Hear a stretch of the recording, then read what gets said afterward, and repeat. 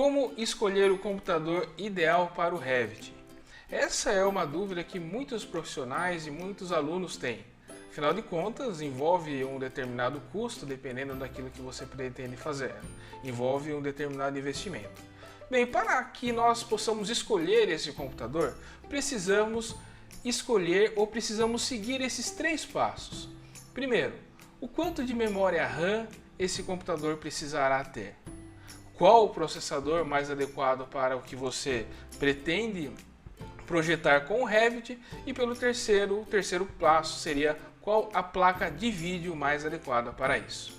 Bem, quando nós entramos em um site, por exemplo, no site da Dell, nós temos nessa tela aqui, nós podemos ver já essas informações de cara, né? Nós temos nessa parte aqui, por exemplo, já nos mostra o processador. Nessa outra linha aqui mostra a quantidade de memória RAM que vai nesse computador, que vem acompanhado com esse computador. E aqui embaixo, por último, nós temos então mostrando qual a placa de vídeo que vem com este computador. Então, basicamente, nós temos que definir qual a quantidade de memória que está aqui, qual que é o processador e qual a placa de vídeo. Bem, vamos começar falando da memória, que sem dúvida nenhuma é um dos requisitos primordiais para rodar o Revit. Então, a memória RAM é onde o Revit ele vai ser executado, né? Ou seja, quando nós executamos qualquer programa em um computador, ele ocupa um determinado espaço na memória RAM do seu computador. Bem, como é que se faz para medir isso no Revit? Na realidade é uma continha bastante simples. Nós temos o tamanho do arquivo, nós vamos pegar esse tamanho do arquivo e vamos multiplicar por 40.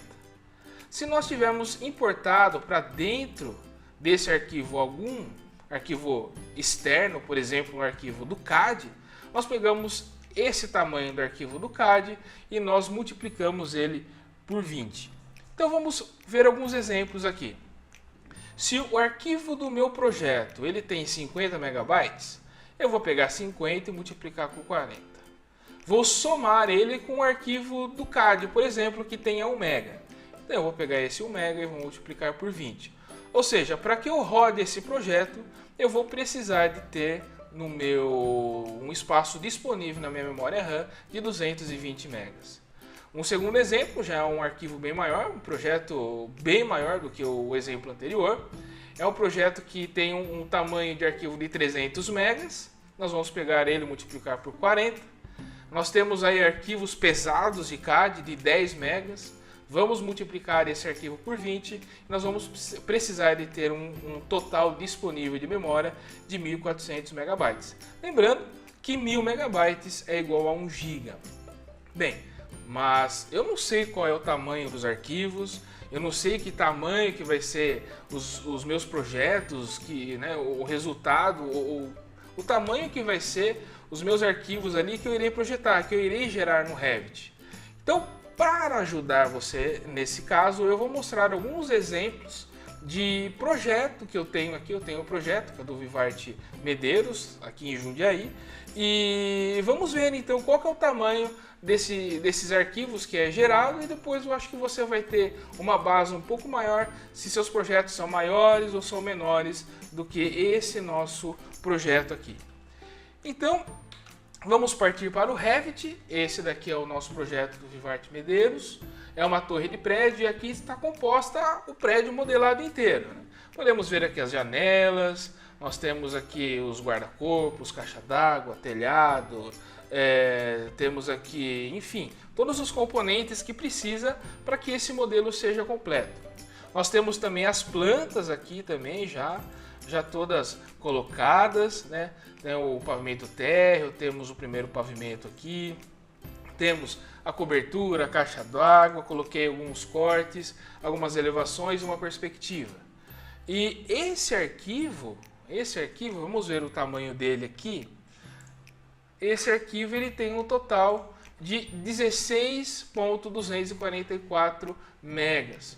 Ou seja, eu pego este valor aqui, como eu não tenho nenhum arquivo de CAD importado para ele, eu pego este valor aqui e eu multiplico ele por 40. Então vamos pegar a calculadora aqui do Windows mesmo para a gente fazer essa continha bem simples. 16,244 vezes 40.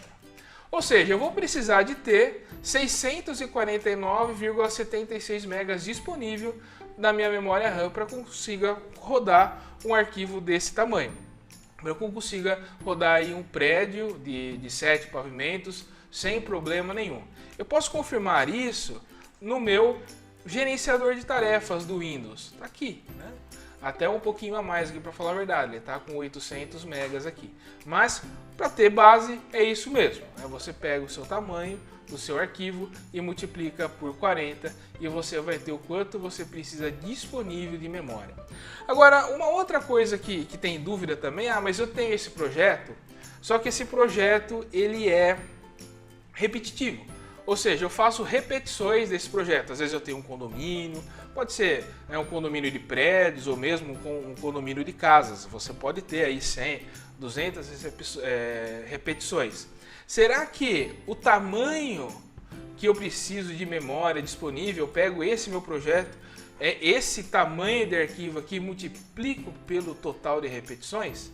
Isso seria um absurdo. Imagine esse nosso projeto, né, com 649,76 megas disponível ali, que precisa estar disponível em nossa memória. Se eu multiplicar ele por 8, por exemplo, né, eu teria que ter aí mais do que 5 megas de memória para estar rodando esse projeto inteiro.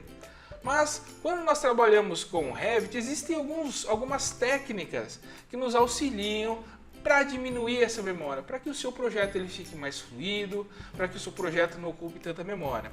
Como exemplo, eu vou fechar esse projeto aqui, esse nosso projetinho aqui, eu vou fechar ele, né, com todas as janelas abertas aqui, e eu vou abrir então ele com todas as repetições que ele tem. Então, na realidade, no condomínio de verdade, né, tá aqui já o condomínio com todas as repetições que tem. Tá aqui, mas olha o tamanho desse arquivo aqui. Vamos lá de novo no Windows. Tá aqui.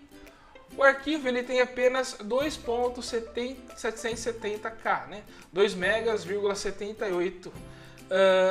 Agora, interessante que esse arquivo, apesar de ter todas as repetições, ele é muito menor do que o arquivo com apenas um prédio, né? Ou o modelo. Ou seja, não se preocupe com a questão das repetições. As repetições, existem técnicas que podemos utilizar aqui no Revit e realmente os seus arquivos diminuem bastante. Se eu vier no meu Windows aqui, eu vou ver que ele tem, né, ele ocupa aqui 771 megas, né, não vai ocupar aquele tanto que nós encontramos, 5.000 megas. Né? As repetições não funcionam assim no Revit. Existem métodos para que você faça. Se nós pegarmos o descritivo da Autodesk, a gente vai ver que para projetos mais ou menos desse tamanho aqui, nós temos aí pelo menos 4 GB para ter, né? Para rodar o Windows, para rodar o Revit sem problema nenhum. Se nós formos voltar aqui no slide, ou seja, qualquer um desses computadores que nós temos aqui irá funcionar. Esse aqui ele tem 8.000 megas, né? Esse aqui tem 8.000 megas, esse aqui tem 16.000 megas, né? 16 gigas.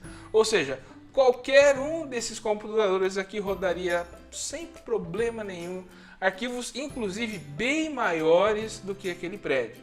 Então, através daquele exemplo, você pode mensurar se você vai precisar de um computador de 4 megas. Para aquele tipo de arquivo, um computador de 4 gigas funcionaria sem problemas nenhum. Caso o seu projeto fosse maior, tivesse aí talvez 300 megas, aí sem dúvida nenhuma você precisará de ter um computador aí com 8 GB de memória ou mais. Sempre lembrando que a gente tem que pegar o tamanho do arquivo e multiplicar por 40, ok?